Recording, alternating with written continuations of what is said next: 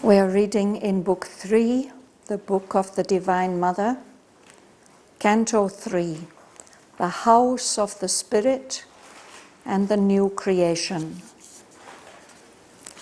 And we are still in the first section, which, as it often is, as we go through the poem, the first section is a kind of linking section, which links the current canto with the previous one. So what we read last week is that having had this vision of the Supreme Divine Mother, Asvapati realizes that a greater task remained than all he had done. And that in order to be able to embody that power and purity which he has glimpsed, which he's longing to be one with, still there are some obstacles in his nature. Despite everything that he has done, there are still some traces of human weakness. And so we saw how he has made an enormous effort described in line 51.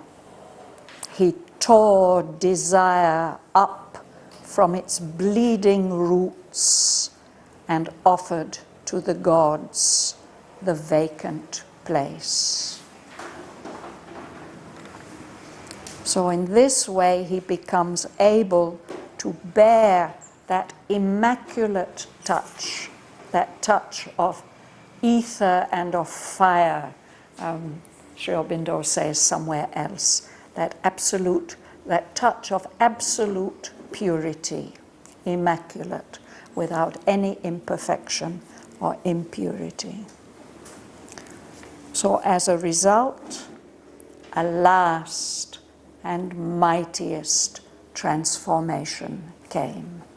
We have seen a succession of transformations happening for King Asvapati as he proceeded on his yogic journey. And here Sri Aurobindo tells us this is the last one and the most powerful one. So that is what a description of this transformation and the state that it brings about in Asvapati is what occupies the rest of this section. So I will read to the end of the section. Let us see how much we can study today.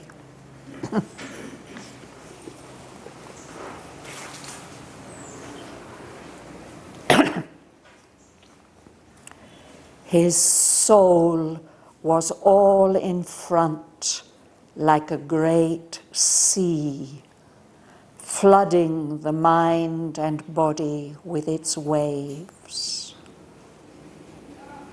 His being spread to embrace the universe, united the within and the without, to make of life a cosmic harmony, an empire of the immanent divine.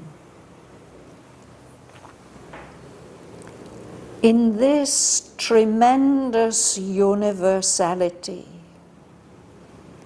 not only his soul nature and mind sense included every soul and mind in his, but even the life of flesh and nerve was changed and grew one flesh and nerve with all that lives. He felt the joy of others as his joy. He bore the grief of others as his grief. His universal sympathy upbore, immense like ocean, the creation's load, as earth upbears all beings' sacrifice, thrilled with the hidden transcendence, joy and peace. There was no more division's endless scroll. One grew the Spirit's secret unity. All nature felt again the single bliss. There was no cleavage between soul and soul. There was no barrier between world and God. Overpowered were form and memory's limiting line. The covering mind was seized and torn apart.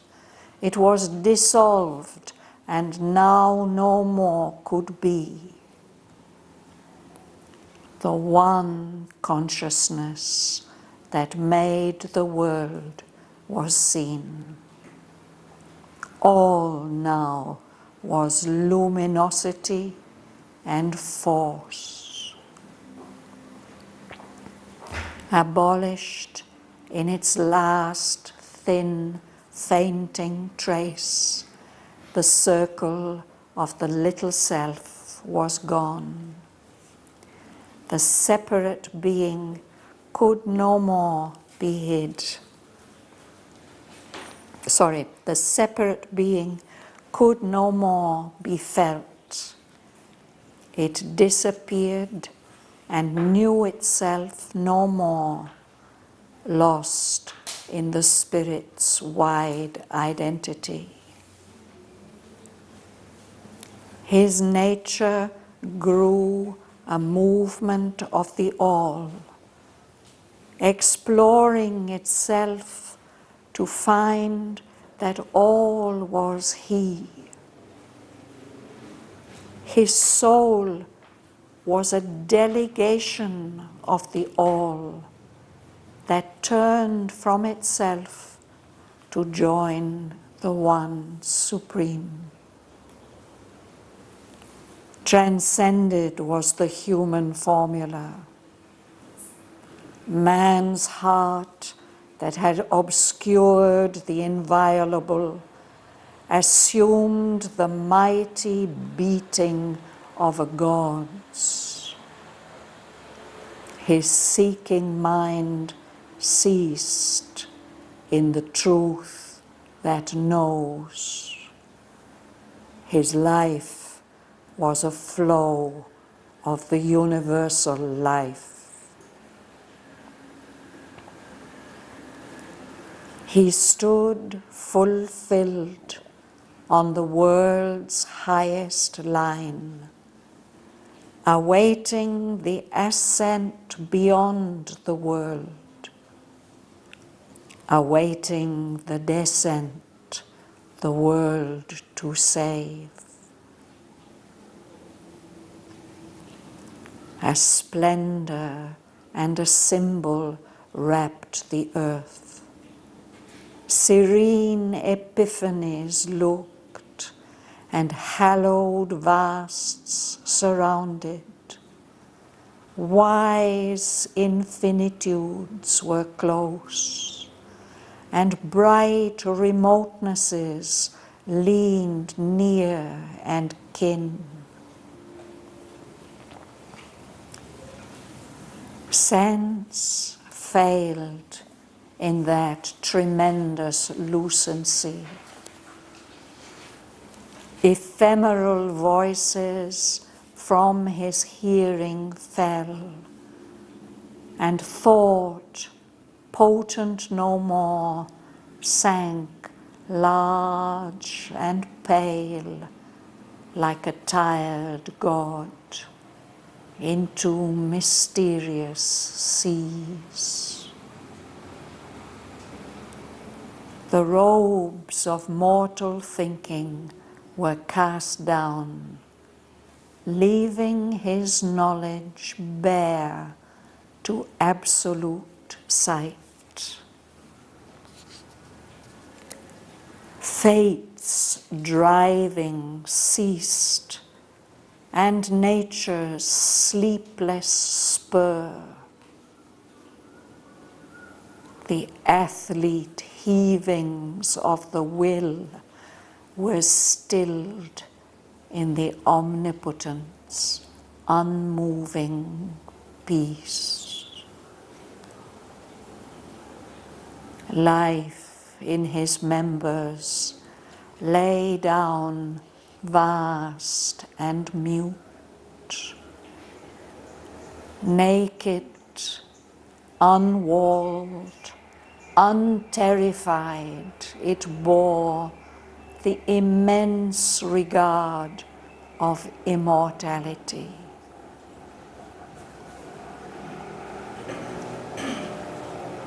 The last movement died,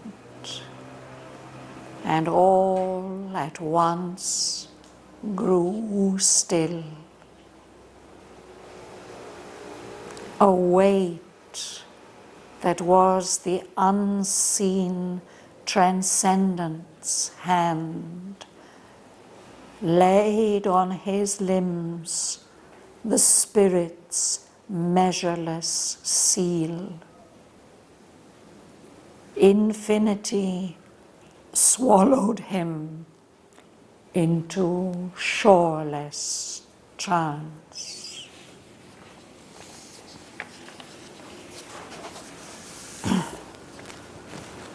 So we'll go back to line 55.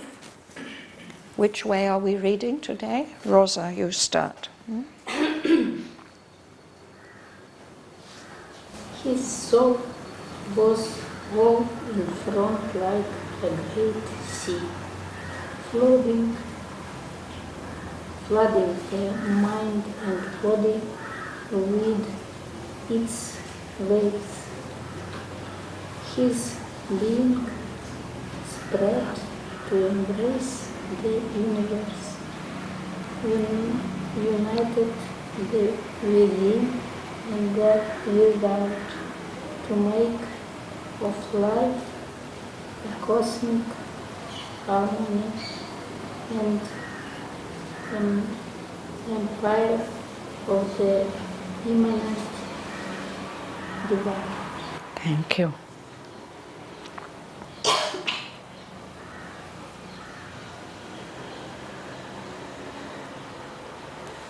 So the soul is usually behind, working from behind, but now with this last and mightiest transformation, his soul is all in front, like an ocean, like a great sea, and that soul is flooding the mind and the body with its waves, the waves of that great sea. Everything is filled, flooded with his soul.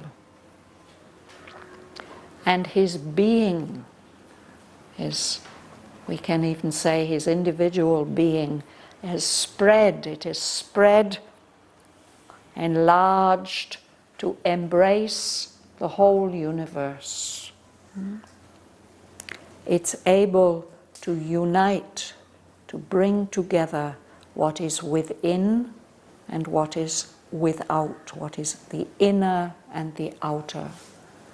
And in that way, to make life into a cosmic harmony, a universal harmony of the whole cosmos, everything in its place. An empire of the immanent divine, the indwelling divine. The divine is immanent in everything. There's nothing in which the divine is not dwelling. But the divine is not always, the immanent divine is not always active, is not always ruling. It acts through the instruments, through the nature, with all its limitations and imperfections. But now when the within and the without become one in the soul, the whole of life becomes an empire. It is all ruled by the indwelling divine presence.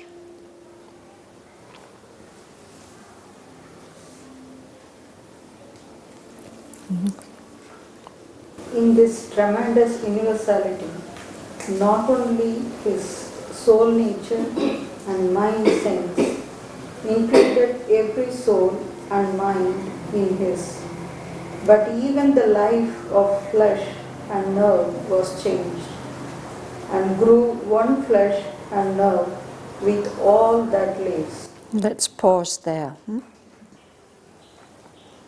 So his being has spread to embrace the universe. So in this tremendous universality, it's not only the soul nature and the mind sense which is embracing all the other souls, all the other minds in his sense of oneness, but even the body is participating. Even the life of flesh and nerve is changed and grew one flesh and nerve with all that lives. Mother speaks about this experience in the agenda.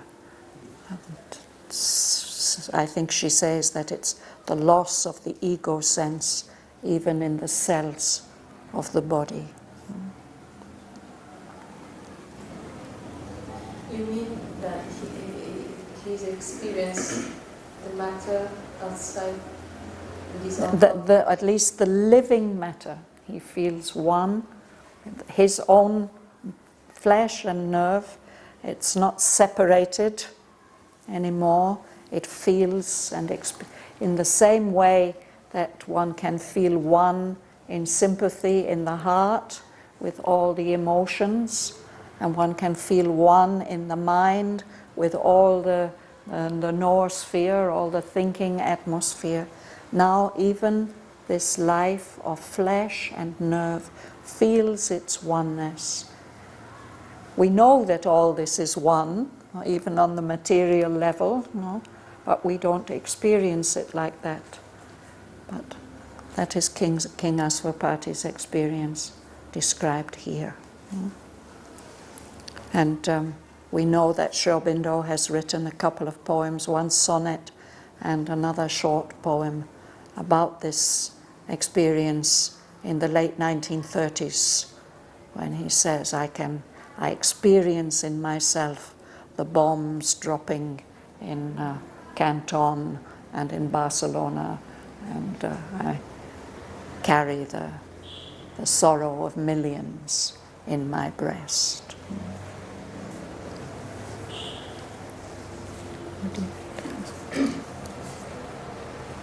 He felt the joy of others as his joy. He bore the grief of others as his grief. His universal sympathy upbore, immense like ocean, the creation's load, as earth upbears all beings' sacrifice, thrilled with the hidden transcendence, joy, and peace.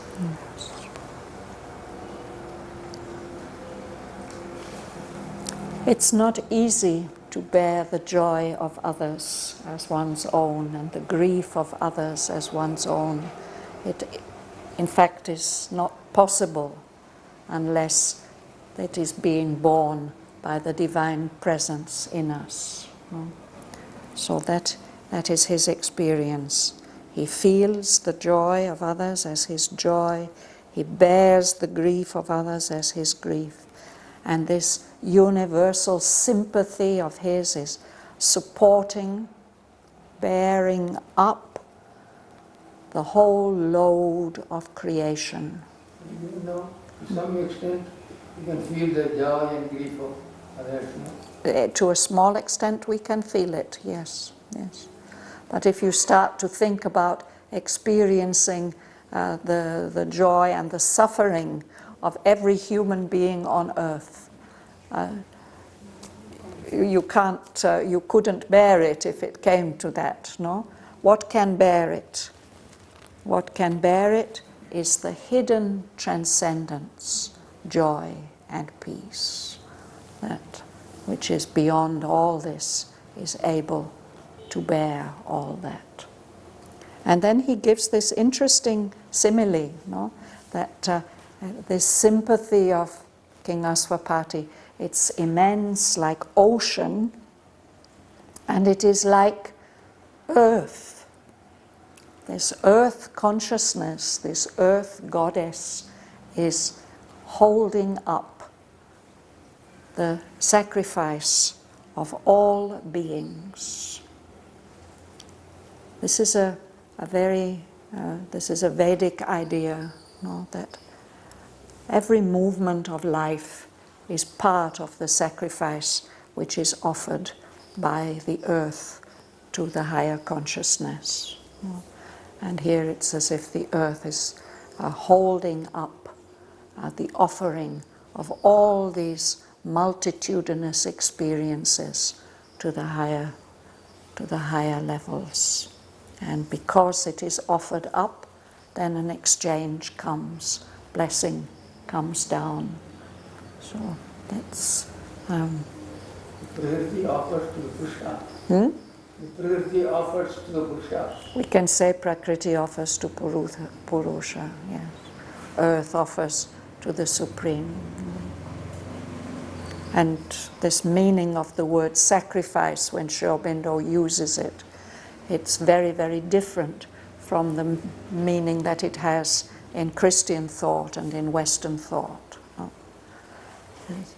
The Gita tells us, with sacrifice as their companion, the Lord has created all these creatures. So, they say sacrifice. By sacrifice doesn't mean something, losing something, not like that. it means this interchange which is always going on, this interchange of energies through which we grow and we progress. So his being is able to upbear all that immense complexity of joyful and painful experience because he's thrilled with the transcendence joy, the delight of the transcendent, and above all, the peace of the transcendent.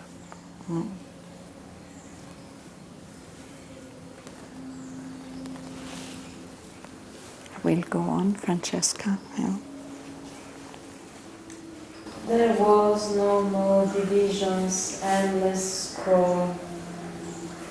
One grew the Spirit's secret unity. All nature felt again the single bliss. There was no cleavage between soul and soul. There was no barrier between world and God. Thank you. So that endless scroll, this never-ending story of division, of separation, it has just vanished. It's not there anymore, this sense of division and separation.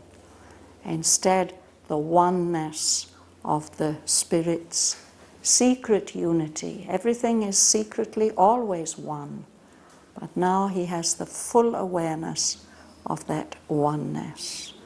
And he experiences that this is not only in himself, this is in all nature, that everything is experiencing this single bliss, as if all the divisions between soul and soul, they are gone. There's no barrier, there's no separation of any kind between God and the creation, the world. Overpowering experience of the oneness.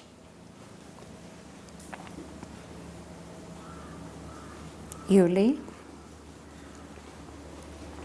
Overpowered were form and memory's limiting line. The covering mind was seized and torn apart. It was dissolved and now no more could be. The one consciousness that made the world was seen. All now was luminosity and force. Yes. So the forms are still there, but they are no longer limiting. They are not bringing about a sense of division. And similarly, memory is one of the greatest individualizing powers, that our memories are different from other people's memories. It's a kind of, and then there are many things we don't remember. But all those limiting lines are just overpowered by this experience of oneness. And the mind, which veils the direct contact with reality, the covering mind, it's just seized hold of by the soul, by the oneness, and torn apart and dissolved. It couldn't cover anything anymore. It couldn't exist anymore, that covering, separating, limiting mind. Because the one consciousness that made the world was seen. Everything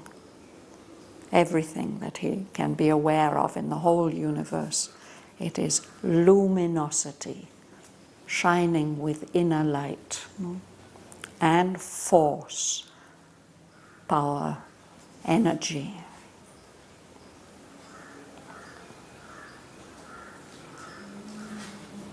Would you like to read? Abolished in its last thin fainting trace, the circle of the little self was gone. The separate being could no more be felt. It disappeared and knew itself no more, lost in the spirit's wide identity. Yes. Of course, we have seen in earlier stages of King Aswapati's yoga that the ego's ring could join no more. He's not cut off in the way that we are by this limiting ring of ego sense, and that the island ego joined its continent, we are told earlier on. But here, that circle of the little self, the limiting circle of self, just disappears. No?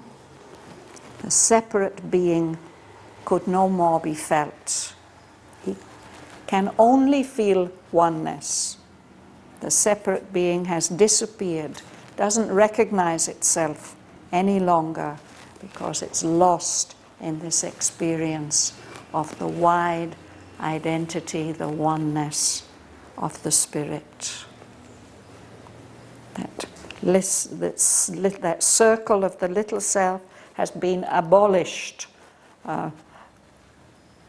When you abolish something, you just cancel it out completely so that it doesn't exist anymore. Even the last thin trace, fading trace of the little self has gone. It's not there anymore. Marie? His nature grew a movement of the all, exploring itself to find that all was he. His soul was a delegation of the all that turned from itself to join the one supreme. So nature and soul are two aspects of our self-experience. He sees his nature now everything that connects him to the evolution, to the rest of the universe, grows a movement of the all, of the whole of the rest of nature, his individual nature and all its experiences. He sees it now as a movement of that one nature, universal nature. And that one movement has been exploring itself, exploring nature and other nature, to find that everything is himself, was he. Was he with a capital H, the Supreme also. And that other side of selfhood, the soul, he sees as a delegation from the all. A delegate is somebody who's sent to represent a group of people or a body. So he's a delegation, something that's been sent to represent the whole universe. And it's turning away from itself and its nature to join the one Supreme who is beyond all the universe, beyond nature.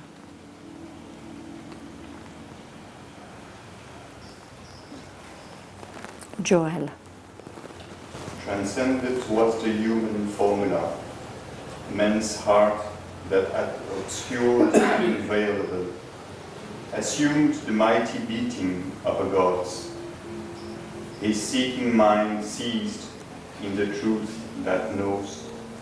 His life was a flow of the universal life.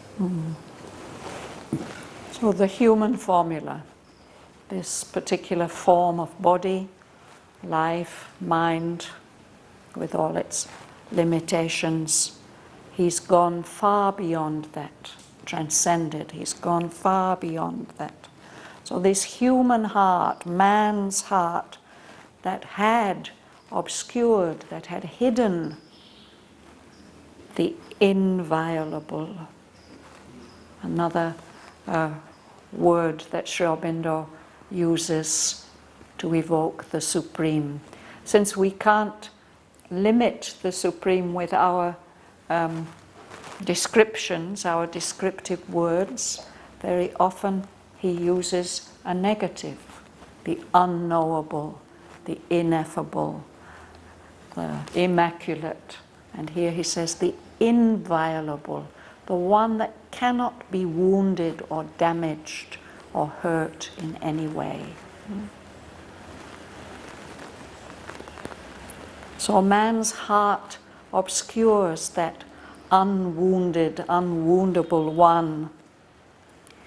But now in King Aswapati, that human heart is changing, it's beating, it assumed the mighty beating of a god's, like the heart of a god that isn't so limiting and which doesn't obscure the inviolable but expresses it.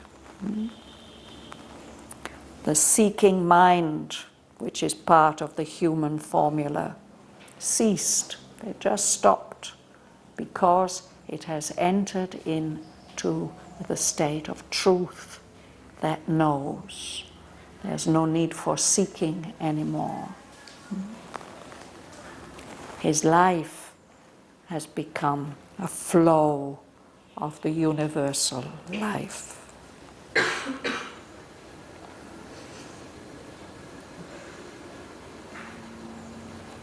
Would you like to read? Is it Laura? Would you like to read? You try. He stood fulfilled on the world's highest line, awaiting the ascent beyond the world, awaiting the destiny the world to say. So there he is on that highest level. You remember we saw on the mother's diagram, there's a kind of line separating the manifestation from from the beyond manifestation. So there he is, fulfilled on the world's highest line. He's awaiting the ascent to go even further beyond the world.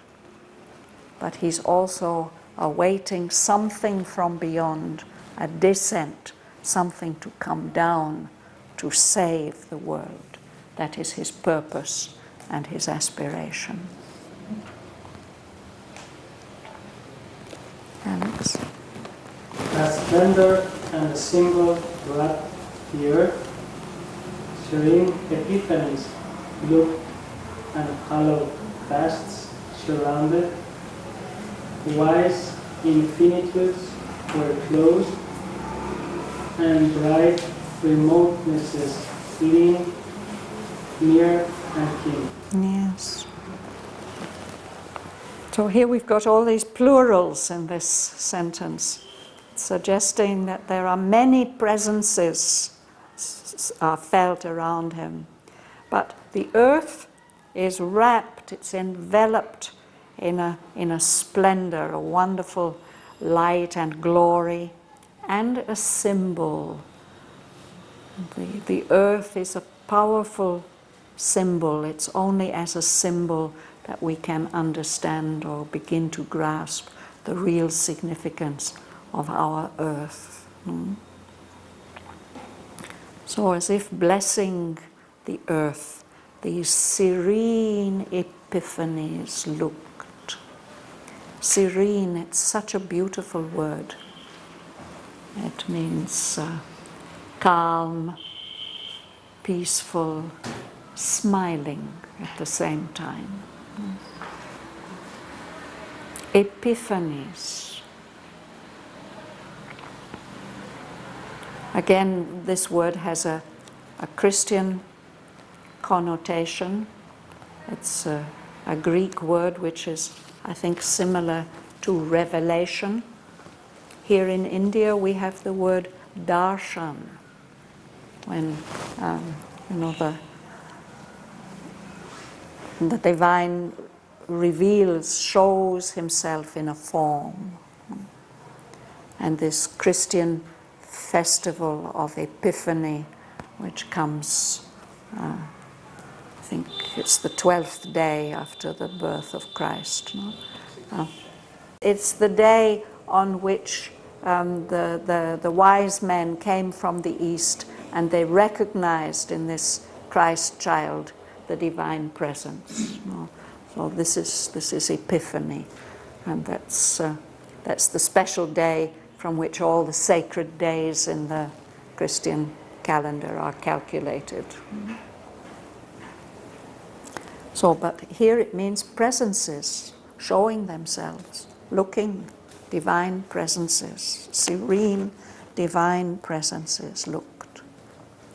And hallowed vasts, hallowed, sacred, holy, vastnesses, vasts, surrounded the earth. Wise infinitudes were close. I think this is one of the words that Aurobindo has brought into English. Infinities, we know this word, but infinitudes, he has created this word, infinitenesses. It's a beautiful sounding word that he uses in his poetry. So these infinite presences are close, and bright remotenesses, things that have been distant, far away. Remote means distant. No? These bright, distant presences leaned near. They are blessing the earth. They are near, and kin. Our kin are our close relatives, our family. So those things have appeared very distant, but they're closely related to the earth, and now they're coming and giving the blessing of their closeness.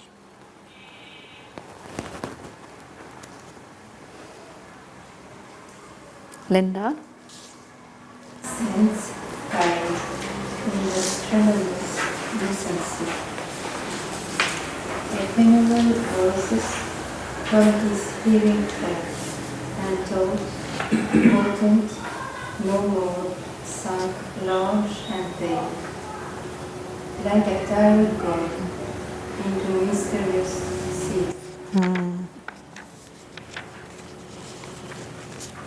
So sense is the way that we relate with the material world through our senses. But in that tremendous flood of light and oneness, or the light of oneness, we can say, of the one consciousness, this necessity for sense as a way of relating to something outside, it just failed. It's no longer there. There's nothing like sense. So one of the senses is hearing. This feeling, this hearing of ephemeral voices. It means the voices of the material world, or of maybe also subtle worlds that are not eternal, that are short-lived. They fell away from his hearing. He comes into a kind of silent state. And the power of thought, even cosmic thought, has no more power. So there's this wonderful picture of as if thought is a powerful God, but he's lost his power. He's become tired. He sinks into these mysterious seas of consciousness that doesn't require any kind of thinking. Mahalingam. The robes of mortal thinking were cast down, leaving knowledge bare to absolute sight.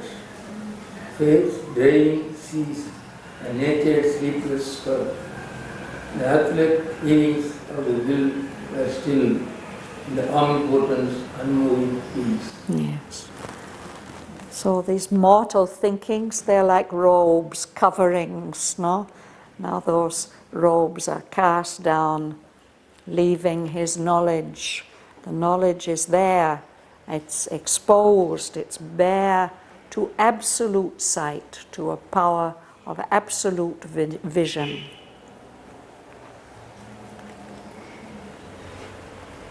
In our lives, we feel the driving of fate, of things that seem to be decided and that we have no control over, that we can't help or do anything about. That sense just stops. There's no feeling of that compulsion anymore. And this way that nature has of poking us, driving us always to change, to have more experience, even this stops. A spur, it is what the horsemen wear on their heels to drive the horse to go faster. That sleepless spur of nature. We are allowed to rest at night, but even then nature is spurring us on. As soon as we wake up in the morning, that spur is there, it's with us all the time. That stops. The athlete heavings of the will. King Aswapati has an immensely powerful will. He's even an embodiment, we can say, of will and aspiration for the higher states of consciousness. And the will, he says, is like an athlete, somebody who makes a great effort and has to drive his lungs and his heart and his body. But those athlete heavings, that tremendous effort, all this is stilled. It's all the driving of fate, the sleepless spur of nature, the heavings of the will. All this is stilled, becomes still and silent in the omnipotence, unmoving peace. The all-powerful doesn't need any of that to achieve anything that he wishes to have done. This unmoving peace. Force, one with unimaginable rest. My teacher Amal Kiran often used to quote this line from one of Aurobindo's other poems. He said that seemed to him an ideal state of dynamic peace. No? Force, one with unimaginable rest.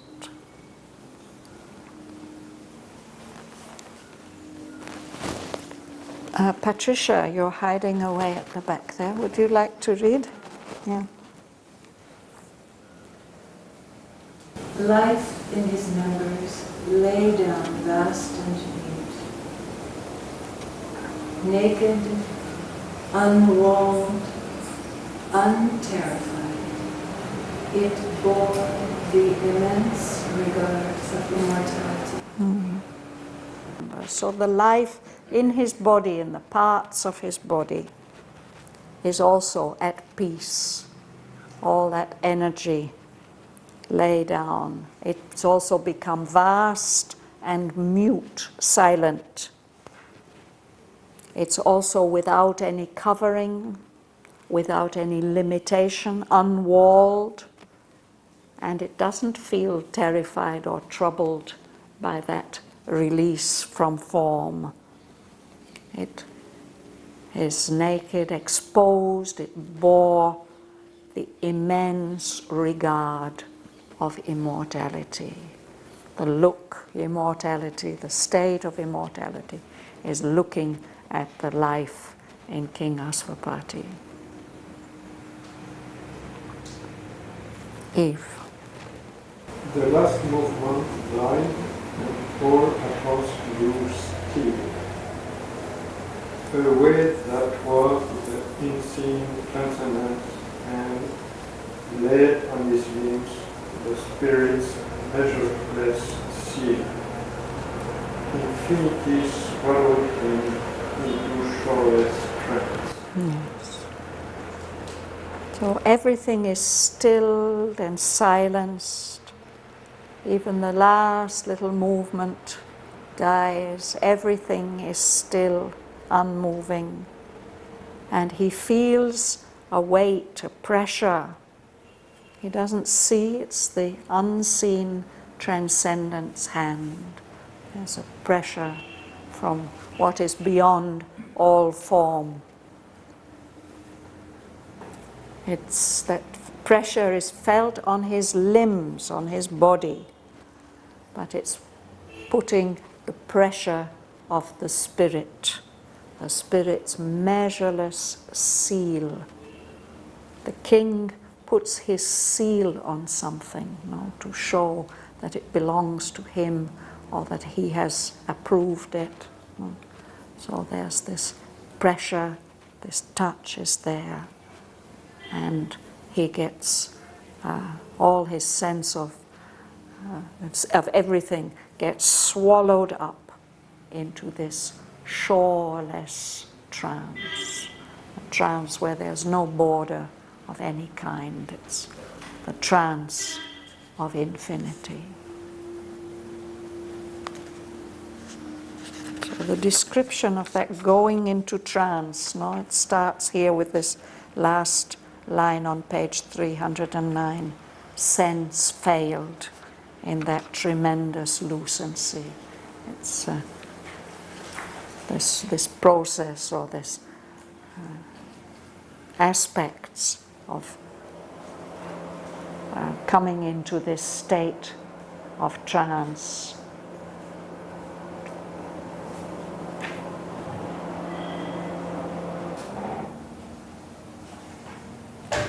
And the rest of the canto tells us about his experience in that state of trance when he moves into, he's able to perceive another state that's completely beyond our universe. So that's a good place for us to stop today. We'll go on. The story continues next week. So shall we take the last 5 minutes and read these lines that we've just studied? We go back to, I think we'll read line 54.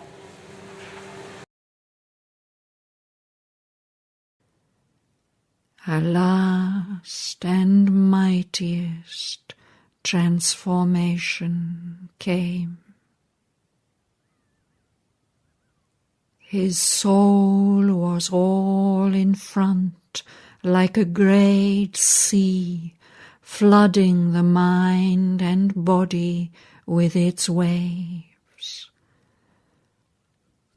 His being spread to embrace the universe, united the within and the without, to make of life a cosmic harmony, an empire of the immanent divine.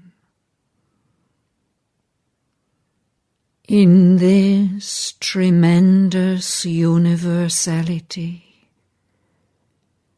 not only his soul nature and mind sense included every soul and mind in his, but even the life of flesh and nerve was changed, and grew one flesh and nerve with all that lives. He felt the joy of others as his joy. He bore the grief of others as his grief.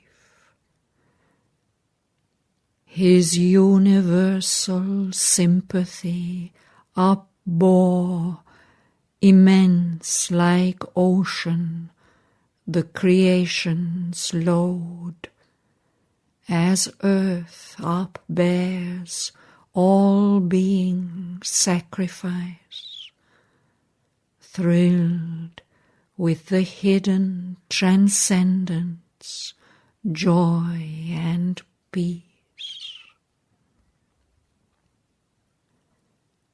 There was no more division's endless scroll.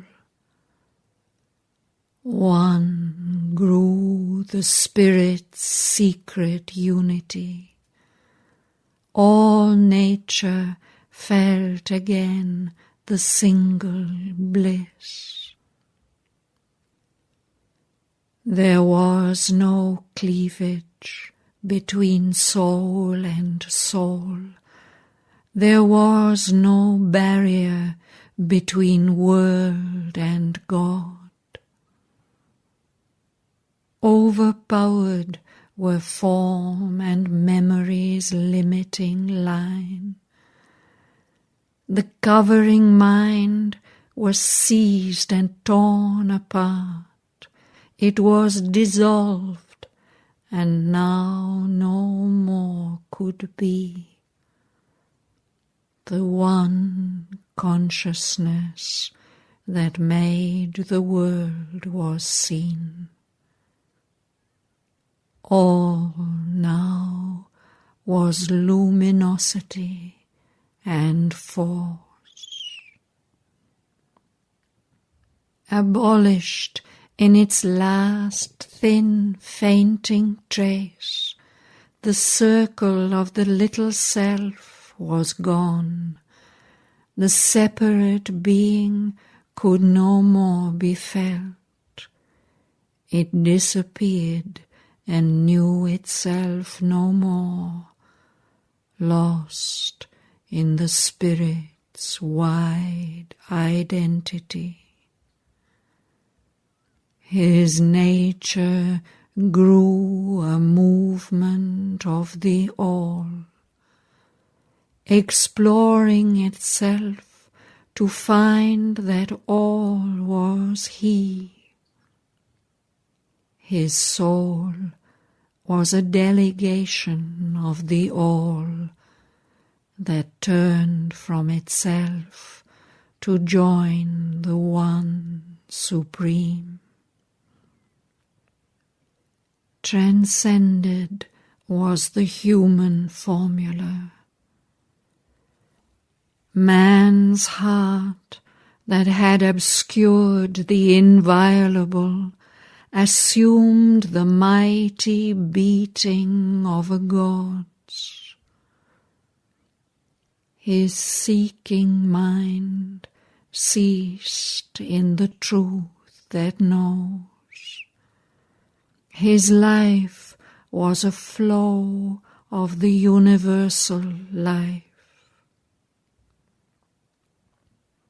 He stood fulfilled on the world's highest line, awaiting the ascent beyond the world, awaiting the descent the world to save.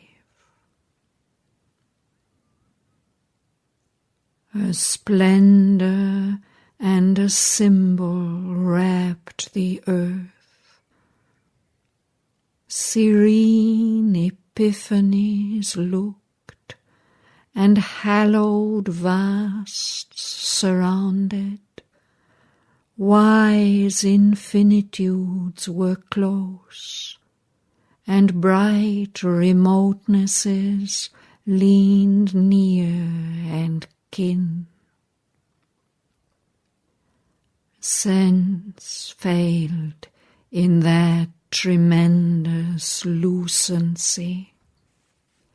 Ephemeral voices from his hearing fell, and thought, potent no more, sank large and pale like a tired god into mysterious seas.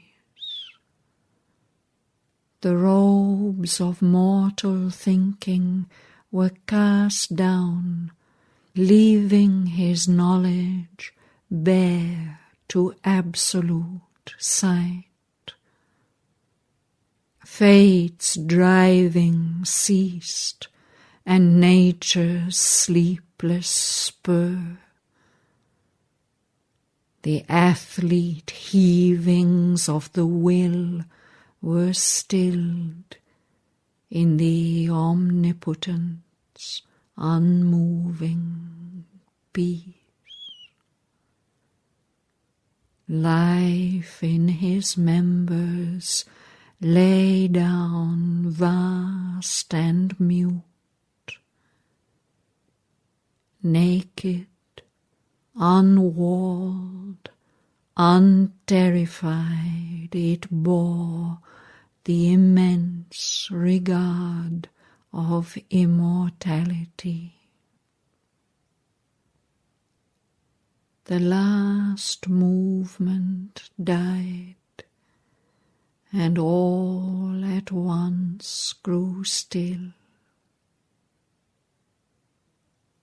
A weight that was the unseen transcendence hand laid on his limbs the spirit's measureless seal. Infinity swallowed him into shoreless trance.